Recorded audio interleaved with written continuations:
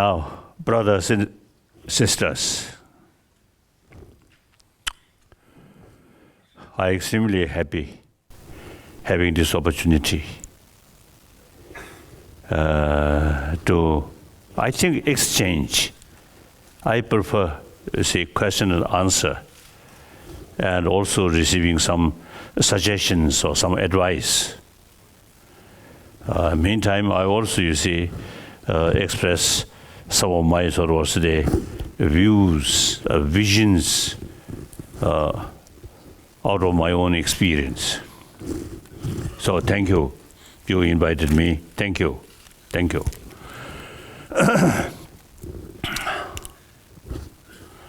Now here,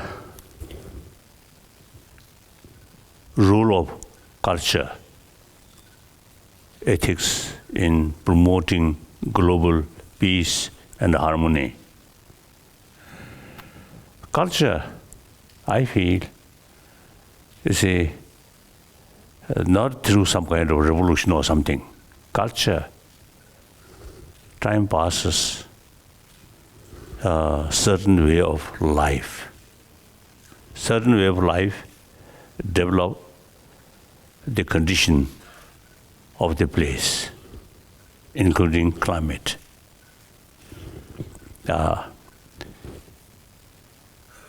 So then, this country, India, I feel among the different civilization, like civilization from Arab area and civilization in China and this country, it seems quite clear. Civilization of India, I think, produce most great thinkers, philosopher, and spiritual, practitioner. As I'm student of Nalanda tradition, these masters of Nalanda, like Nagarjuna and Chandakirti, Buddhapalita, Viveka, really great thinker, philosopher. And Dignac, Dharmakirti, great logician.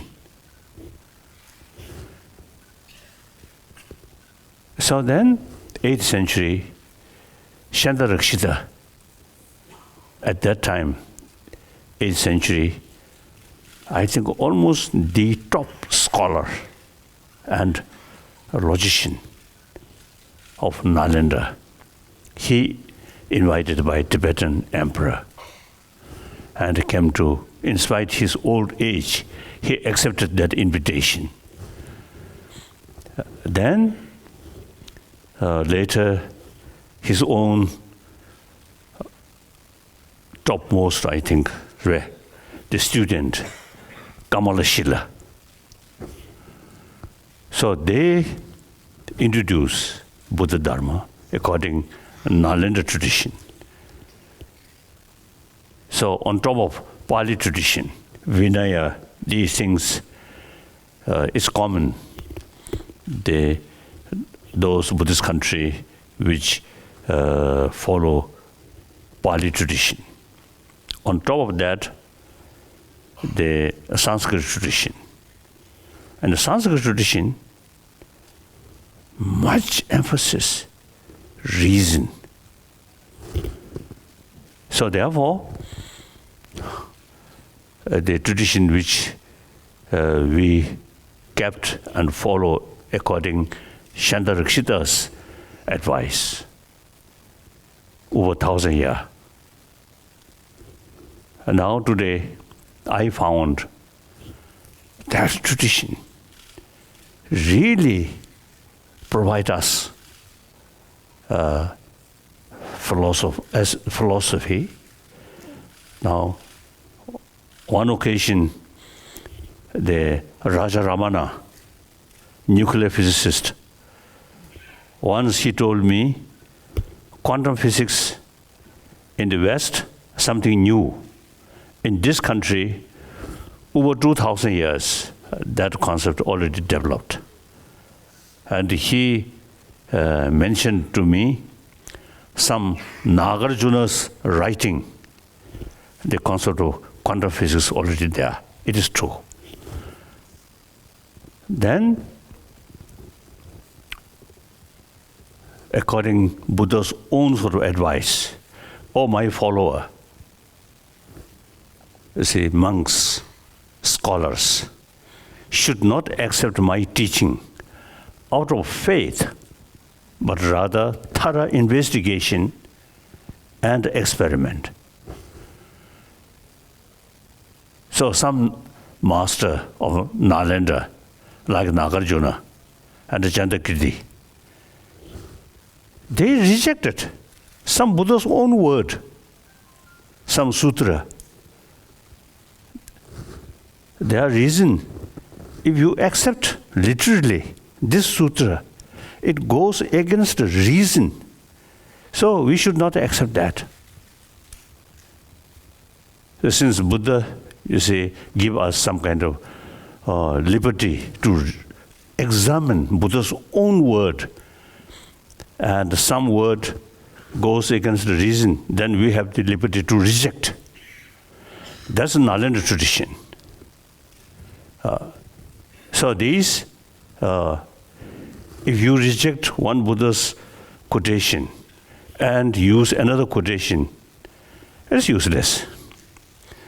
So in order to reject one Buddha's teaching, entirely based on reason, therefore, logical approach is very essential, according to Nalanda tradition. So now these teaching, I really find quite scientific. Even I mentioned now, Buddha, one aspect, Buddha, of course, founder of Buddha Dharma. One aspect of that person is great thinker. Already sort of mentioned quantum physics. Great thinker, great philosopher. And then he emphasizes infinite altruism. Although all religious tradition teach us practice of compassion. But then I think the Buddha Dharma is the entire sentient being. Should consider your mother. So usually we describe a mother sentient being. And then Buddha, since he emphasizes on reason, experiment, rather than faith. So Buddha, one aspect, I consider him as a ancient Indian scientist. So now, we really feel, or say the proud, we kept this Nalanda tradition. So then, 59, when we came to India as a refugee, emotionally, mentally, we feel we return to our original home of Tibetan spirituality. That's India.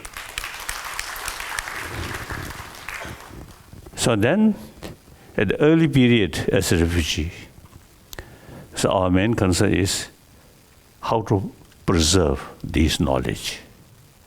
Then eventually, we notice, this knowledge, not only one ancient knowledge, but also very relevant to today's world.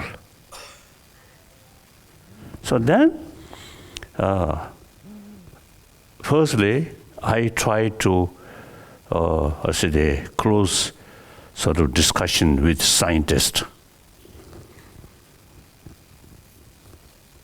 Then eventually, now over 30 years, the result is mutual learning.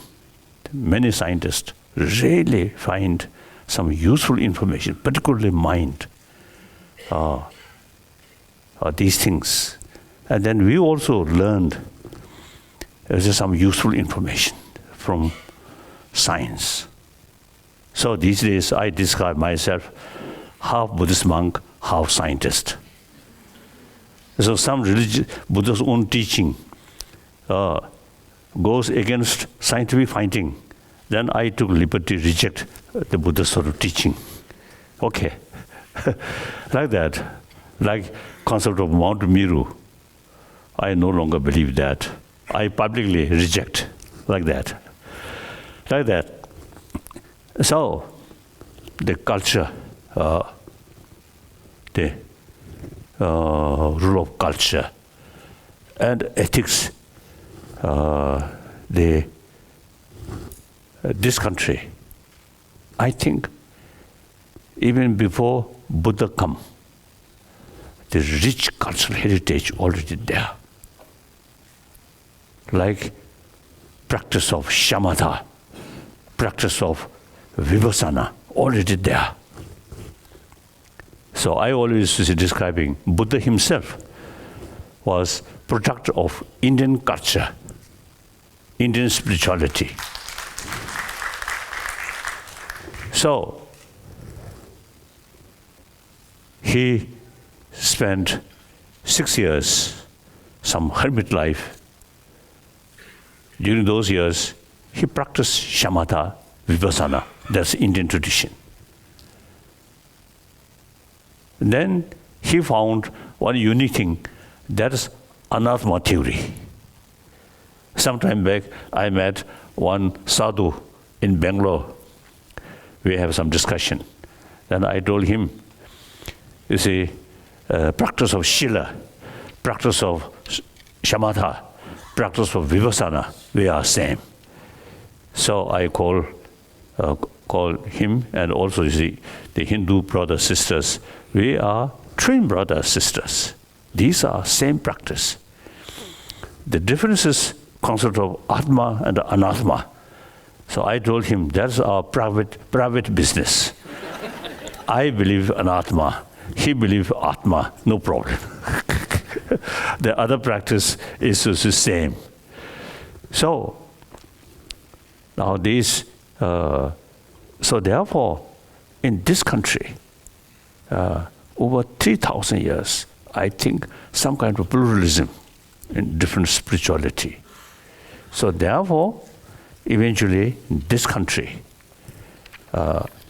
beside the homegrown different spiritual tradition, that's Sangha philosophy, Jain philosophy, and the Buddhist philosophy, and some other.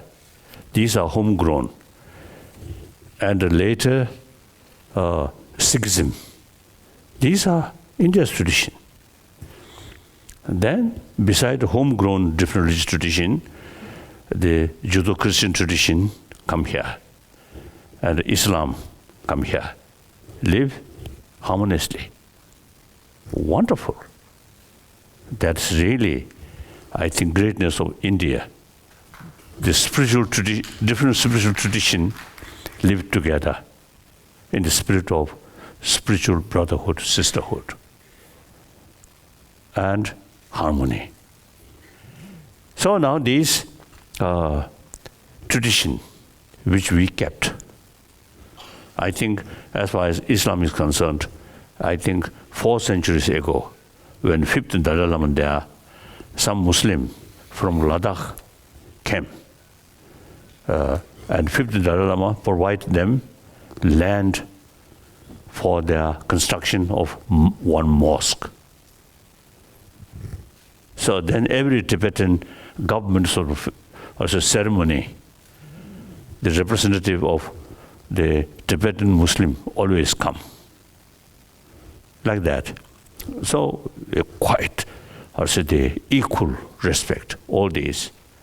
And privately, you see some Tibetans say, oh, this is Muslim. So basically, and especially Tibetan government attitude, equal, like that. So therefore, after we reach India, initially, as I mentioned earlier, our main effort is how to preserve this. Then gradually, I found from this tradition, we can help to other people. Particularly now these days, every day we heard some killing human being by human being in the name of different religion. Then we feel, oh, 1,000-year-old India's tradition, religious harmony, is very important to this world. Then that concept also is related with concept of Ahimsa. Ahimsa, action level. The motivation of Ahimsa is Karuna. That's India's tradition. So now these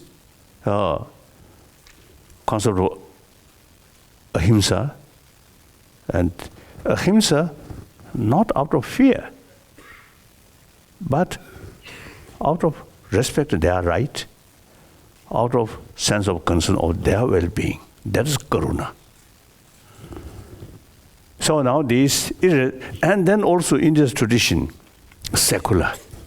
Secular, according to Indian understanding, respect all religion and also respect non-believer. That is something quite unique. In Western world, the very word ahimsa, secular, some sort of meaning, disrespect religion. That also you see, understandable, that kind of impression during French Revolution and Russian Revolution, some kind of tendency, so criticize or against religious group. Actually, these things, I think, we should make distinction, religion and religious institution.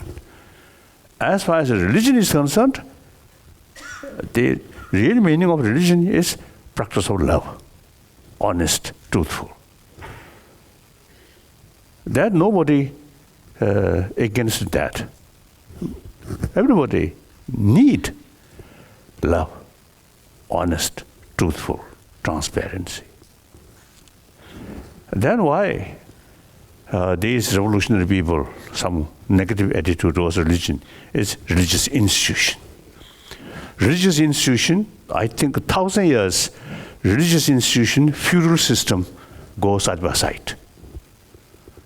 And in other world, I think a lot of sort of violence in the name of religion, that's not just a religion, but power. And sometimes I feel the mobilized violence, that's a war. That's war. That is the certain sort of way of practice of feudal system. The feudalism, once individual person have full power, regardless 1,000 people's life just go to destroy other sort of group. So theoretically, I feel war is part of feudal system. Now today, feudal system outdated. Now democracy. Democracy means respect individuals. And actually, I believe world belongs to 7 billion human beings. And each nation belongs to the people of the nation. Kings and queens, religious leaders, full sort of power. That's outdated. So therefore, if you ask individual soldier, do you happy to sacrifice your own life for benefit of the leader? I don't think. The individual soldier, I don't think willing to sacrifice their own life in order to serve one individual. I don't think. So therefore, Now, theoretically, I think war is outdated. And then, more realistic way, today's world. See, in ancient time, different nation, even different community, more or less self-sufficient. Now today, everything interdependent. India's economy depends on West or other neighbors. Even I think border area, those side, Indian side, their economy very much related with Pakistanis. The Pakistan people, the border area, their sort of economy also depend on India. That's today's reality. So East depend West, West depend East. Similarly, North and South. And on top of that, the global warming. Although American president seems to not much concerned about global warming, but reality, our own lifetime, now weather pattern changing. In Tibet, many snow mountains are reduced. And even Dharamsala, 1960, I reached Dharamsala. 1959, in India, and 1 year spent in Mussoorie. Then 60 summer, I come Dharamsala. And that winter, a lot of snow. And South Ashram area. Now, year by year, nowadays, you see, some occasion, few drops of snow, but otherwise, you see, not much.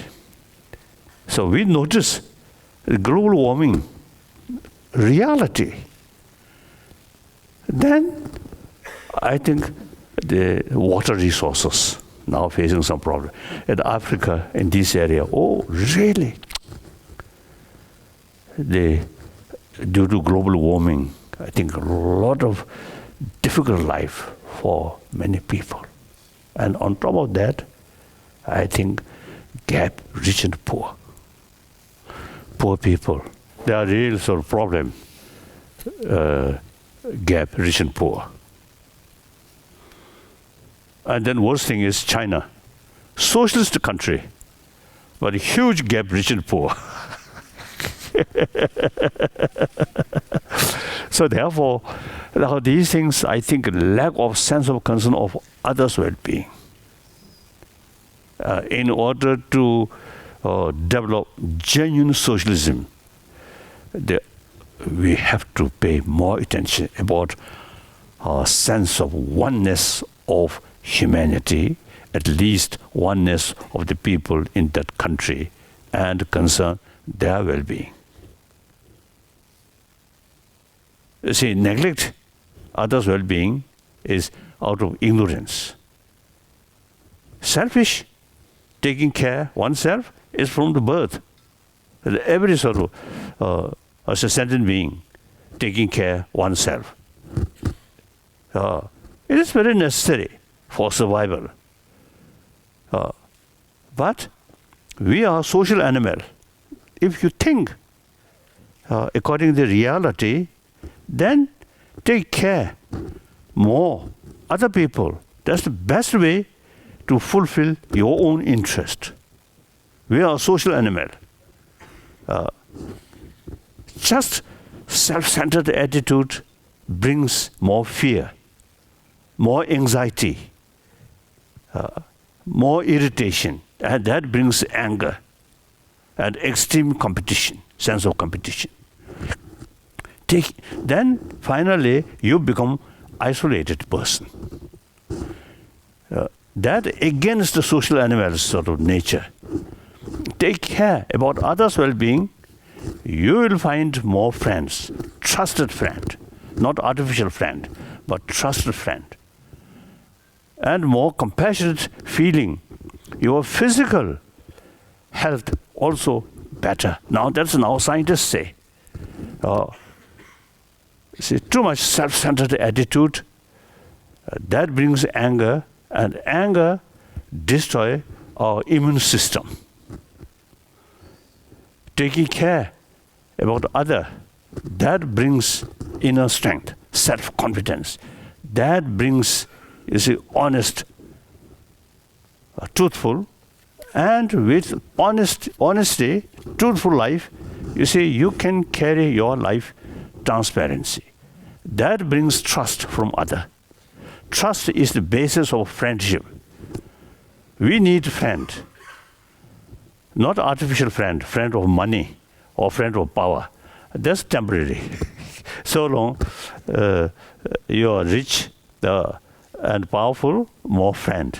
When these fortune gradually disappear, then these friends no longer remain close with you. So these people are actually friend of money, friend of power, not friend of human being. So genuine sort of sense of concern of their well-being and trust or friendship based develop on these sort of basis, that's a real human friend. So therefore, now India's tradition, I think today's world, very, very relevant. So as a student of Nalanda, and as you mentioned, as a sort of chela of ancient Indian guru. So now, since guru not much pay attention, so chela have responsibility to remind this guru, you should pay more attention for this knowledge. So therefore, one of my commitment is try to revival of these ancient Indian tradition, Indian knowledge. World need a concept of ahimsa, karuna, and secular. These very important. So in order to sort of also they share with other people, firstly, within the country, these value must sort of revive. Revive not through prayer. I think as I'm Buddhist, in my daily life, say, I always pray to Buddha, but I don't believe the actual change come through prayer. I don't believe. Everything you see depend on our action. Action with vision, not narrow-minded, short-sighted, but think more with wider perspective and the long term. So India, I think, really have this potential. Now, I think the modern Indian, you should not satisfy the existing modern education. Modern education itself oriented about material value. Now, modern education, very important. On top of that, ancient 1,000-year-old India's tradition about karuna, about ahimsa, about secular, these should include. Then in order to sort of develop, in order to educate the ahimsa, karuna, you should need education about mind, about emotion. In order to tackle our emotion, you see, with fuller knowledge about the whole system of emotion. So these days, I sort of describing in our education field, the hygiene of physical, there we consider important in order to bring healthy body. But equally, it is important hygiene of emotion. You see, healthy body, very now like this, quite strong body. But that alone not necessarily bring healthy emotion.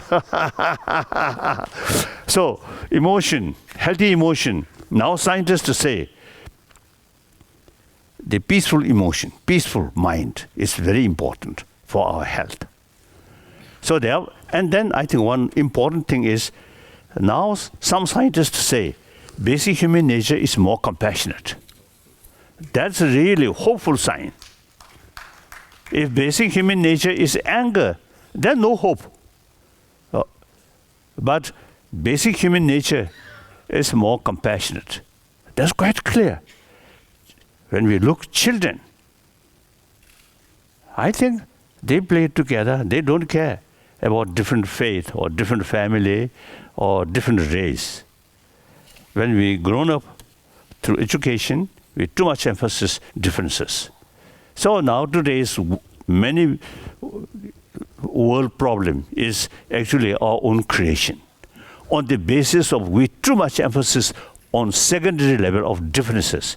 Now only remedy to reduce that is we must go deeper level, oneness of 7 billion human beings. And the reality today's world is each individual's nation, their future depends on rest of the world. So when American president, you see, express America first, I feel that's not right. America also part of the world. And moreover, America is the leading nation of free world. So America should take sort of sense of responsibility about global level, like that. So therefore, I really feel now ancient Indian tradition about emotion. And in order to tackle emotion, the 1,000-year-old Indian tradition of practice of shamatha, practice of vipassana, as I mentioned earlier. So now my latest my commitment is try to revival of these ancient Indian knowledge, and only India have the ability to combine modern knowledge and ancient Indian knowledge. Modern knowledge mainly material thing. Ancient Indian knowledge dealing with mind. So you can combine these two. And then, as you mentioned, among the audience, many Indians who live in foreign countries. So whenever I met some Indian community in New York or in England, I usually is telling them, you should preserve India's tradition at some Diwali or some other sort of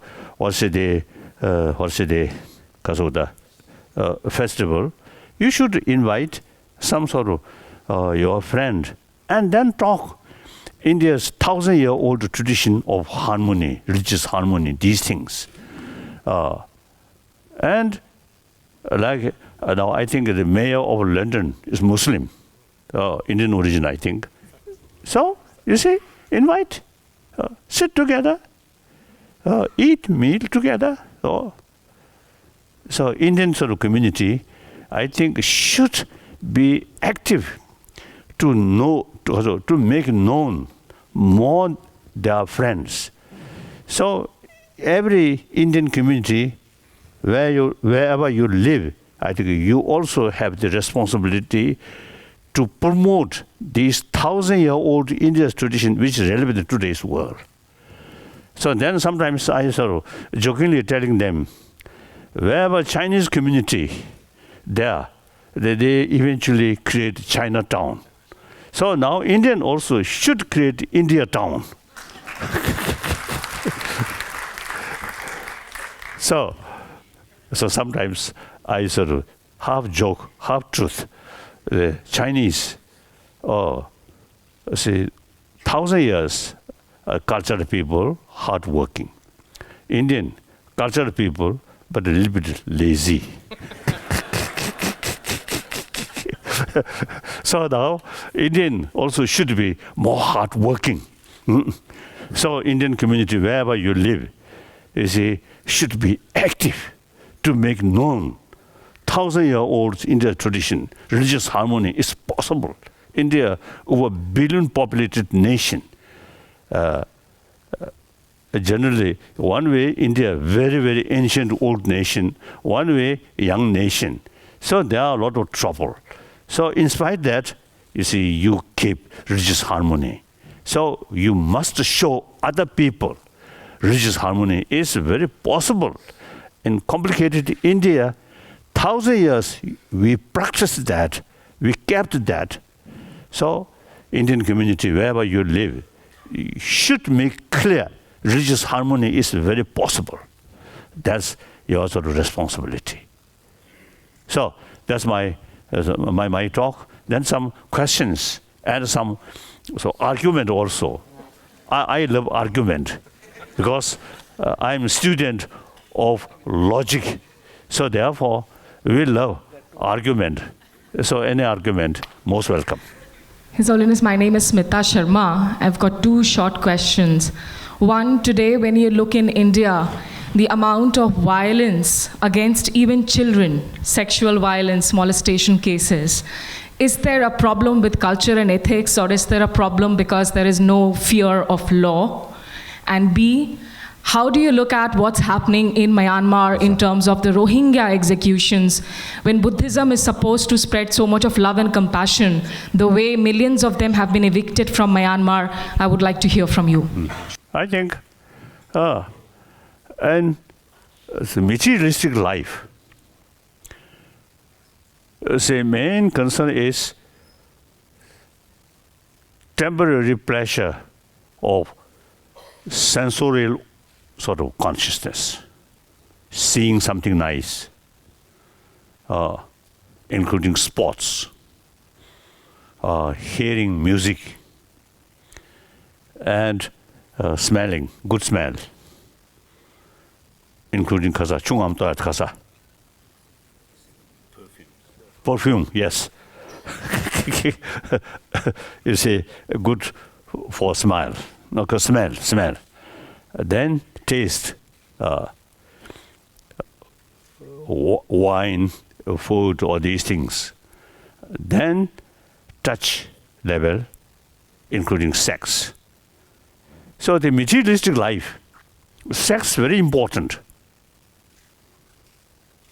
Whereas, you see, the India's tradition, the inner peace through shamatha, through vipassana, then this sensory level, temporary satisfaction is very minor. Like I think sex, through marriage, proper marriage, few weeks, few months, very happy. Then gradually start, or say they quarrel, and then eventually even divorce. So the pleasure, or say from sort of physical level, touch, including sex. You see, if you have certain sort of knowledge, all the pleasure through sensory level is very temporary. Then these problems, I think, automatically reduce. So in order to know the sensory level experience is not important, is now some experience, some knowledge, mental level, joyfulness, not sensorial level. Even now in the West, you see, those psychologists, great psychologists, they see their knowledge, or they are sort of focusing only the sensorial level of consciousness, not mental level. So that's, I often telling people, the existing Western psychology, compare ancient Indian psychology, then Western psychology looks like kindergarten level. Only talking about sensory level. This country, sensory level is minor, not important. Important is mental level. So shamatha, channelize mental power. Then once channelize your mind energy, then think in the different sort of the object.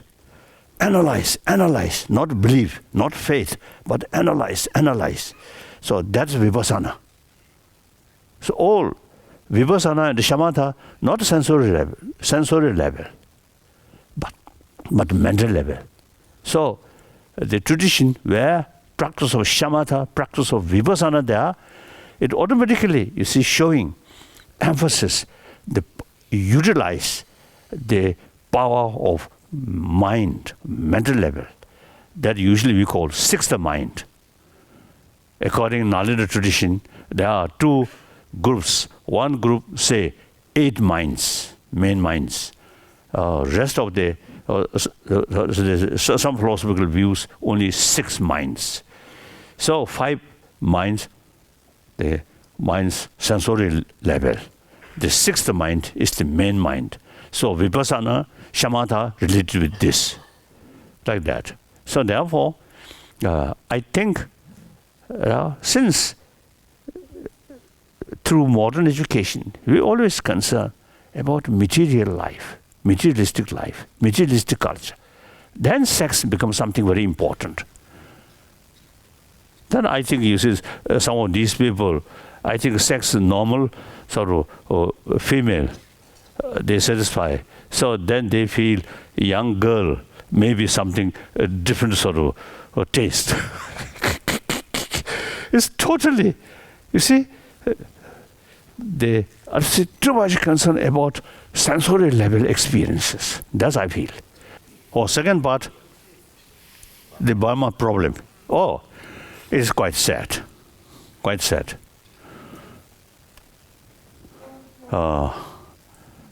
When I think the problem start a few years ago, I was in Washington. Then some people asked me that. And also at that time, one Time magazine, you see, because of cover page, one monk, and described Buddhist terrorist. So I'm Buddhist. So I know Buddhist teaching is infinite tolerance or patience. So therefore, I express some media people.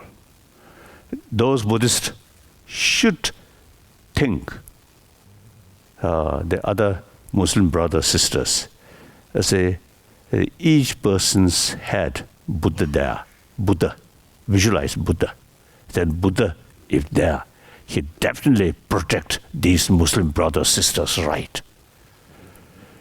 So it is quite, I think again Burma, you see, materialistic life and too much emphasis, secondary level of difference, Buddhists, Muslim, Hindus, or Christians like that. Recently I met one group of Burmese.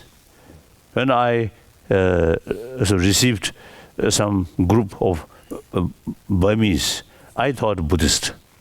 So when actually I met all these people are Christian. So in Burma, I asked how long this Christian, you see, Kasoda, how long? Then they say Catholic 800 years or something. 800 way. Really? I think 800. Then later the Protestant, I think 600 years or something. They told me. I was a little bit surprised. I thought Burma, of course, some Muslim there. I don't think it's sort of the big community of Christianity, but they told me like that. So therefore, Burma already have a multi-religious tradition there. So harmony is the only way to bring happy community in that country, like that. Okay. Thank you, Your Holiness. I think I'll take inspiration from you. The question is such: if you recollect, 23 years back, I had the honor of meeting you in Dharamshala. And I showed you the photographs of the route that you took from Tibet to India, because I was commanding the brigade. I also showed you the photograph of the Indian soldiers whom we cremated after 25 years. My question is related to that period. we were in handshaking distance. Of course, we had the better of them in 87 with their army. Tibetan soldiers, they always wanted us to give them something from Tawang monastery.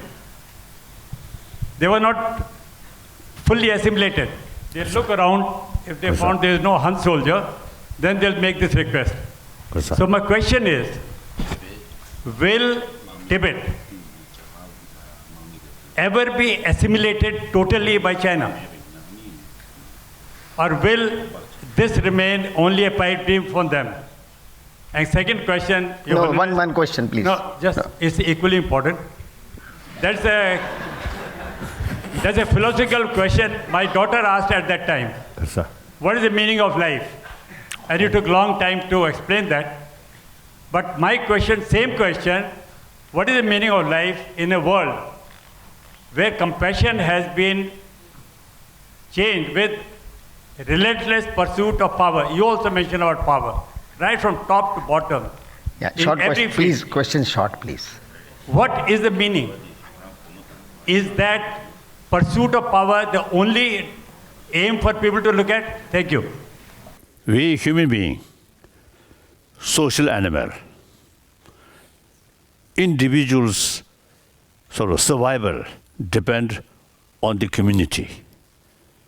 So community is the source of individuals' happiness, individuals' successful life. So therefore, like farmer take care about their farm. So similarly, those businessmen take care of their money. So similarly, we human beings have to take care about rest of the community because my life depends on my future depends on them. So the compassion, you see, brings together, as I already mentioned, trust, friendship come. So I feel that, irrespective whether believer or non-believer, like that. So therefore, I think all religion emphasizes importance of practice of love. Because of that, religion, all religion are human beings' religion. Therefore, human being, for human being, the social animal, as a social animal, the love, compassion is so important. Therefore, all religion of human being emphasizes importance of love. Okay, next question. My question is that in some parts of India, small pockets of Buddhists are used as for fulfilling the political aspirations of people. How would you guide? And they are not trained into Buddhist philosophy and action. So, how would you guide us to train their minds to be true Buddhists? As far as Buddhist is concerned, I always see telling either Tibetan Buddhists or Chinese Buddhists and Buddhists some other country, I always see telling them, now we should be 21st century Buddhist. That means Buddhist faith towards Buddhism out of fuller knowledge about unique Buddhist concept, including quantum physics. Then I think Buddhist philosophy as quantum physics now. Since many years, I have some sort of wondering. Those scientists, quantum physicists, you see, their emotional level may be some differences. Since many years, I have that sort of feeling. Recently, one Chinese physicist, quantum physicist in China proper, he wrote one article. Those quantum physicists, he sort of sincerely sort of convinced that concept, you see, their mental attitude, you see, they, what's the extreme views already. Extreme views based on exaggeration, that less, more neutral, more stabilized mind, like that. So that's, of course, scientists, that's just concept. The Buddhist, like Nalanda tradition, like the Nagarjuna, clearly mentioned that angers, attachment, all these negative emotion based on ignorance. Ignorance do not know the deeper reality, but appearances. Appearance appears something objectively exists, but thinking the deeper way, nothing exists as appears. That Buddhists call shunyata. Everything interdependency. So all the destructive emotion based on appearances, something objectively exists. Now that quantum physics say nothing exists as, from objectively. So then the observer, very important. So long observer there, the observed object there. When no longer observer there, the object, whether exists or not, they say almost kasota none. So that exactly over 2,000 years, in Nalanda scholars, the serious discussion whether you see things exist as appears or not. So Nagarjuna clearly says, you see, nothing exists as appears. The reality, everything interdependency. So that concept, say, there was a direct antidote of the ignorance which sort of grasping as appears. Like that. So, so these things, I think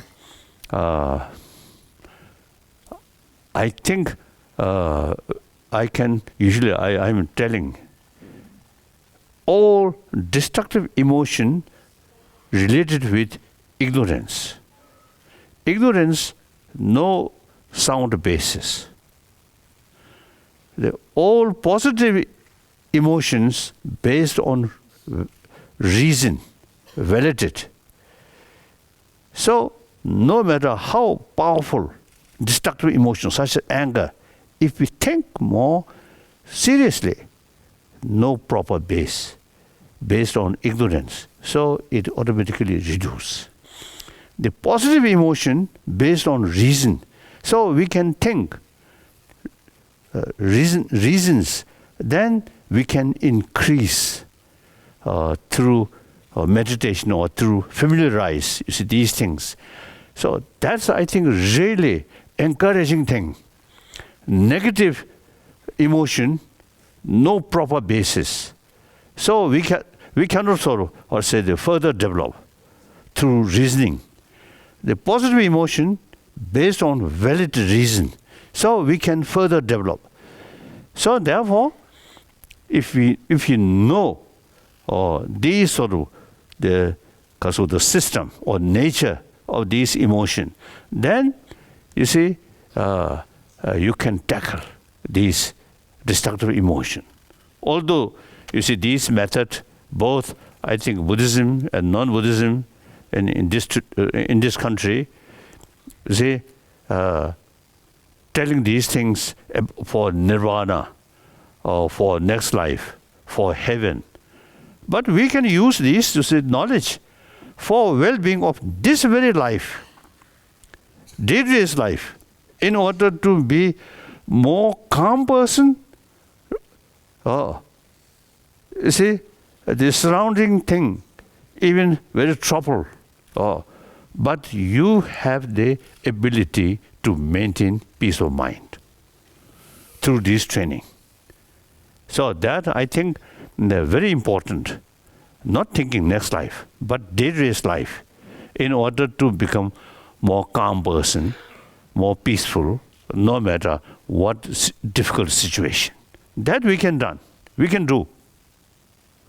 although it's not nice to claim I have some sort of deeper experiences, but at least last now 50, 60 years, I practice some of these things more seriously.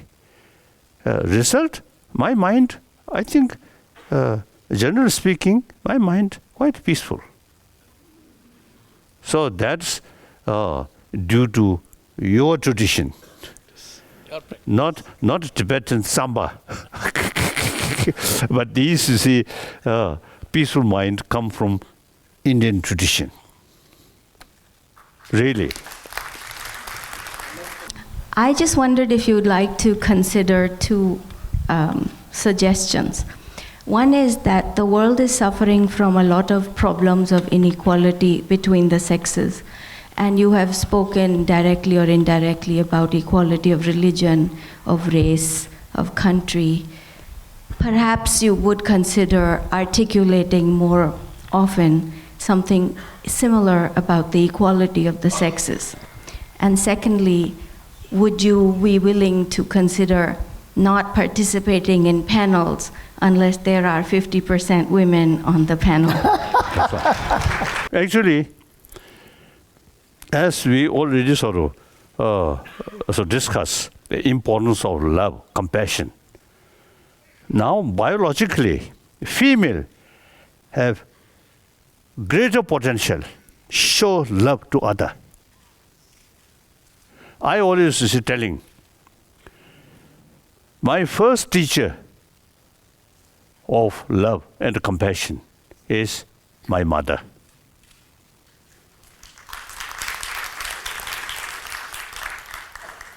Not my father. Father, quite short temper.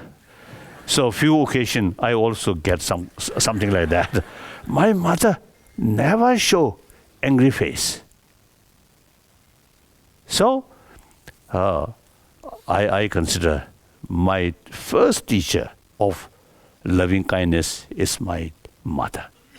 So now 7 billion human beings, everyone, you see, from their own mother, everyone received maximum love from their mother. So then biologically, female sense of taking care about other is more stronger.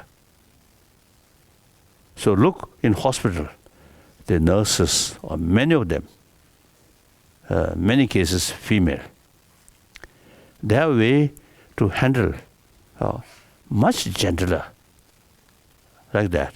So biologically, female have greater potential to show love. So therefore, now time come, existing education not adequate.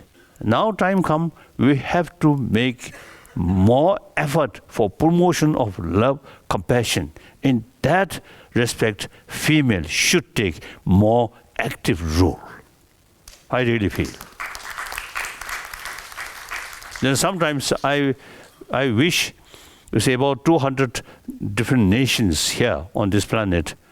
I think most of the leader eventually take by female. I think generally speaking, more peaceful. I really feel. That of course, not easy. I think male-dominant sort of society, I think never allow. But in this country, Indira Gandhi ji, very able person. Then Kazachuti, Gold Mayor, Israel. And then Mrs. Thatcher in England. Now present, the English Prime Minister also is a quite sort of, sharp mind, quite capable, seems. So in any way, as a female, I think should take more active role, firstly, in the family. Like my own sort of, the family, my mother provide me, or sort of, extremely, serious because of the loving kindness. And my father, as I mentioned earlier, short temper. But influence from my mother is much stronger. So similarly, each family If father join with mother, wonderful. Even father not much pay attention about these things. Mother should take full care about your children, family member, provide affection. And through that way, children, younger generation, you see, eventually become very familiar about loving kindness. Okay. So I think the half sort of teasing, half sort of joke. Say, if you use kasoda, when you use sort of kasa, cosmetic, so your face become more beautiful, attractive, but with angry face, no longer any beauty. So your face, a little bit of something like or that, but showing kindness, and everybody sort of loves you. So inner beauty is the key thing. Even animal appreciate. Birds also. If you always, you see, feeding them and not negative attitude, then eventually some birds, wild birds, also you see come and sort of, or say they kind of share some food, some seed from your hand. And dogs also. So all sort of sentient being loves or appreciate loving kindness. Like that. So then today is to say angry person. In order to face this angry person, use another anger. No use. So all human problem must solve through non-violent way. Your goal, your motivation may be sincere, but use weapon and also they use force. Then problem, instead of reduce, it increase.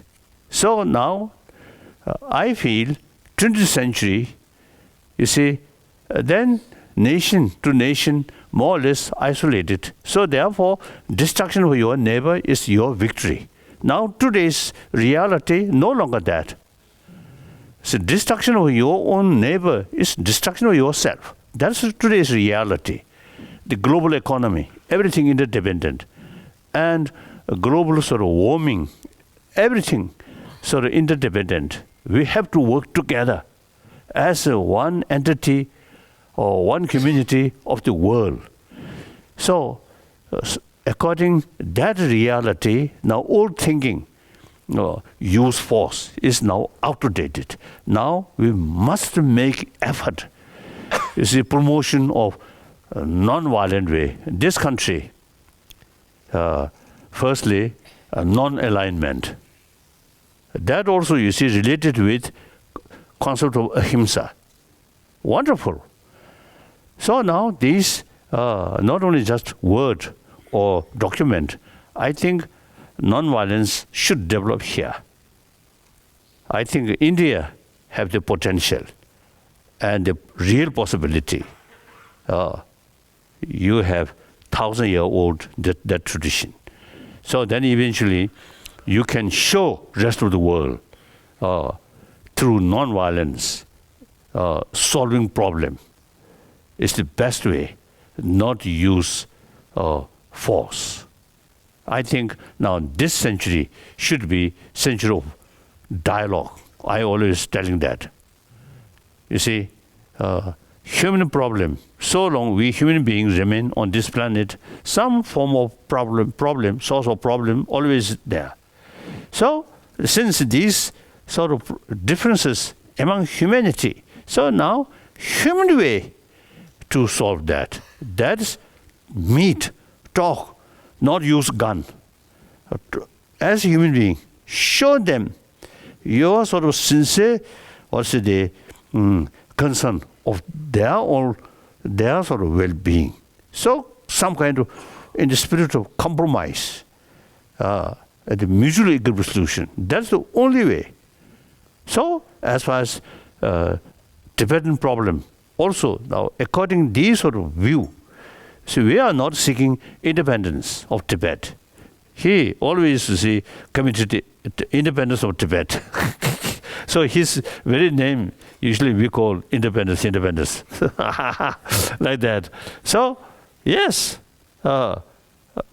Tibet, you see, according historian, 7th century, 8th century, 9th century, then 3 empires: Chinese Empire, Tibetan Empire, Mongol Empire, equal, powerful 3 sort of empires, independent country. According to the Chinese sort of history, one Chinese scholar I know very well, he told me in Chinese literature, history book, since Tang dynasty till Manchu dynasty, in Chinese literature history book, never mentioned Tibet part of China.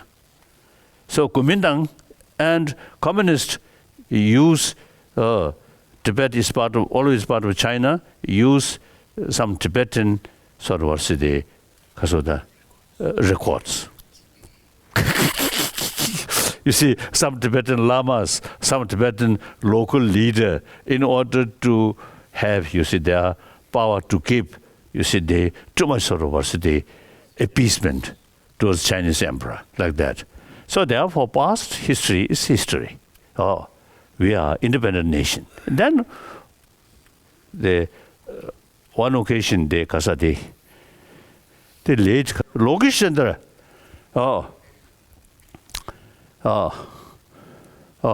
he mentioned, even geographically, Tibet independent country. It's quite true.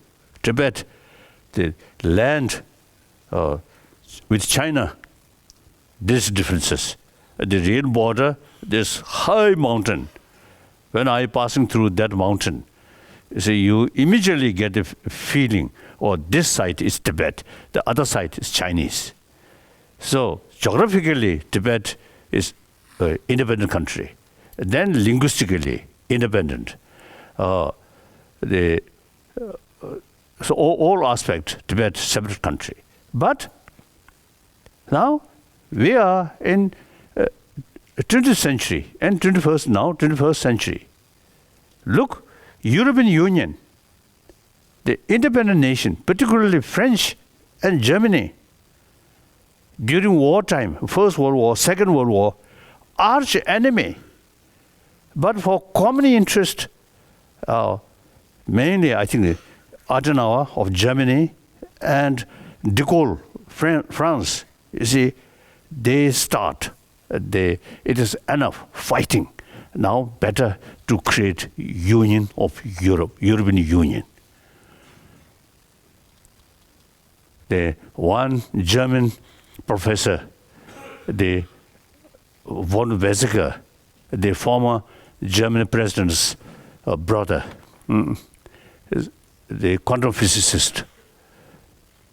So I get a few times lecture on quantum physics, one from David Bohm, one from the von Weizsäcker. Huh?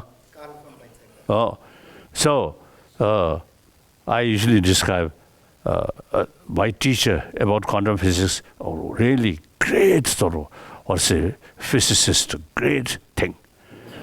But the student to learn quantum physics from them, when I listen their explanation, it seems I understand something. And after that lesson, nothing left here. So I describe hopeless student. So von Weizsäcker, one time, that's the 1990s, he told me, his age also around the 90s, 90-year-old, he told me when he was young, every German eye, French is their enemy. Similarly, French eye, Germany is their enemy. Then in the 1990s, he told me, nowadays, that kind of attitude completely gone. We really have the feeling neighbor, close neighbor. So I'm one of the admirer of European Union. Then look, India, the Union, East India, South India, West India, North India, Central India, different language, different script, but remain in the union of this country. If each sort of place, on the basis of different language, different script, separate, I think today's this continent, I think more trouble. Remain, you see, keep your own identity, your own culture, but keep as a part of union. Much better. So similarly, Tibet case also. You see, so far, so long, Chinese constitution recognized those recognized those area as a Tibetan area. So you see, they arranged Tibetan autonomous region, Tibetan autonomous district, Tibetan autonomous prefecture, and so on, like that. So those area which constitution itself recognized as a Tibetan area now should have same right for preservation of our own culture, our own language. Then, okay, remain within the People's Republic of China. It's a mutual benefit. We will get benefit from Chinese economy, Chinese money. Then the number of Chinese, now today, I think few years ago, one Peking University carried a survey, how many Buddhists in China. And then they reported more than 300 million Buddhists there. And that report also mentioned many of these Buddhists are educated people. Nowadays, they say about 400 million. So therefore, those Buddhists, now many Chinese Buddhist scholars, now they find Tibetan Buddhist tradition is authentic Nalanda tradition. So some of these Chinese scholars, in order to study Buddha Dharma, they realize the Tibetan language is important. So some of Chinese scholars now begin to study Tibetan, learning Tibetan. So we can help them. So mutual benefit. And we remain part of People's Republic of China, and we can create more trouble for you. So I think Tibetan, 6 million Tibetan mind, India is original spiritual home. So emotionally very close. Then meantime, remain People's Republic of China. I think we can carry certain sort of effective role in order to build Hindi Chini bye-bye. I feel like that. Okay, now next question. So my question is about Ahimsa, and I would like more clarity on should Ahimsa be practiced at body level or at mental level, basically, because as thoughts flow into action. So it's like at body level mostly I'm like automated, So should I practice Ahimsa at body level or mental level? As I already mentioned, the genuine Ahimsa, physical level, not harming other, restrain harming other, that's non-violence, Ahimsa. In order to carry that, not out of fear, but out of karuna, respect their right, and concern their well-being, their wish, and then restrain harming. So both combine. Mental level, karuna, physical level, Ahimsa. This is a continuation of the earlier question. You emphasize love, compassion, infinite tolerance and patience. My question is, if you are faced with violence, do you think one should use violence to protect, to preserve, to defend? Or should one surrender before violence because you are a practitioner of non-violence, compassion, love, and infinite tolerance? If mad dog come, I will remain compassion. I will not remain. Then use something to protect myself. And occasionally, mosquito come when I have sound sleep. And come. Then sometimes I do that. That also form of violence. Okay. But then, human being to human being, if you use violence, the counter-violence come for your own interest. You see, once you start, now for example, the former president of America, Mr. Bush, my sort of very close friend, I respect him, I love him. His motivation is good, to bring democracy in Iraq. His goal is good, but method use force. Therefore, unexpected consequences happen. So therefore, practical level, you see, use force is more counterproductive. As I mentioned earlier, outdated. So therefore, realistically speaking, you see, we have to also follow non-violent way. Violence, as I already mentioned, belongs to past century. Now, this world, this century, 21st century, should be a peaceful century. The power of destruction is much increased. I think 2 years ago, the Nobel laureate meeting, originally in South Africa, but then South African government finds, you see, difficult, you see, allowed me go there. So then the whole cause of venue shifted to Rome, and then some discussion. When we heard the explanation, the consequences of using nuclear weapon, then what to call nuclear winter. When they explained that, I feel,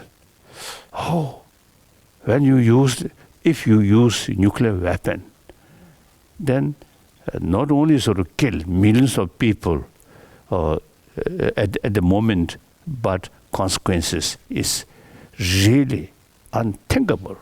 So therefore, at that time, I express now free because of the nuclear weapon.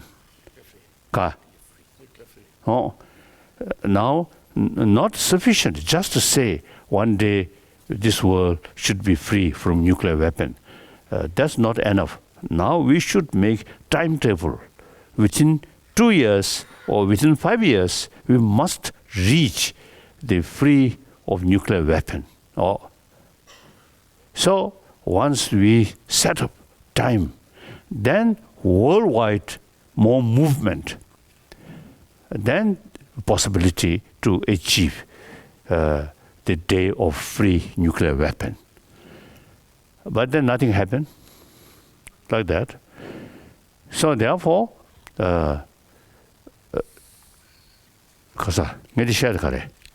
so therefore now, if you see war start and things become desperate, then either one party may use nuclear weapon.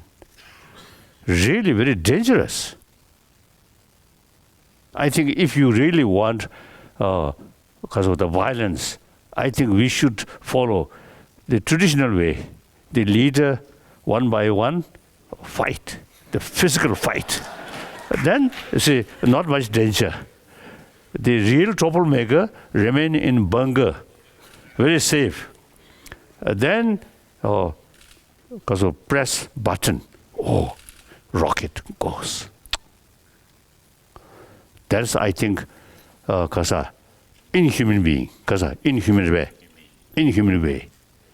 So I prefer, if I sort of need some quarrel, then I myself, you see, they firstly train, gain some strength, and then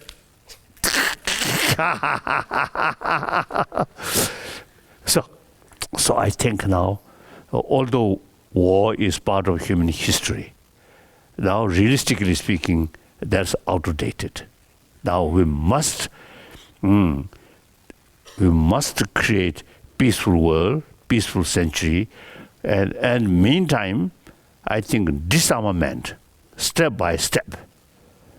I think we should start work for disarmament. Eventually, this world should be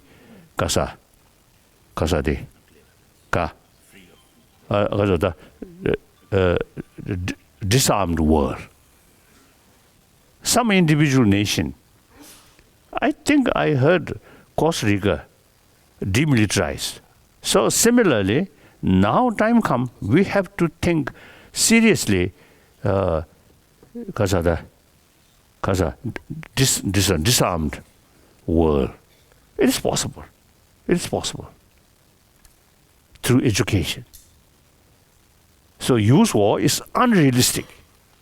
Non-violent way of approach is realistic. Okay.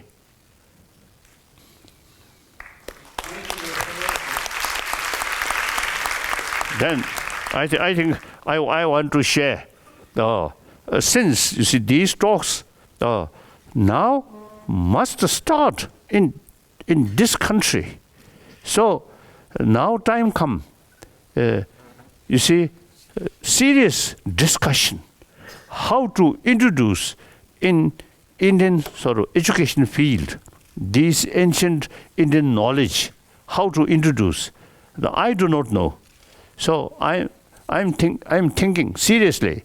Now more meeting with Indian educationists, some scholars. Then now time come, make some proposal or practical sort of, or say practical sort of. There's a document like that. So that's now. I feel many years I talk these things and nothing concrete. So this is not. Now my age 82. So next I think 10 years my life may be active. Then after that too old. So not much time as far as my own sort of case. So now time come.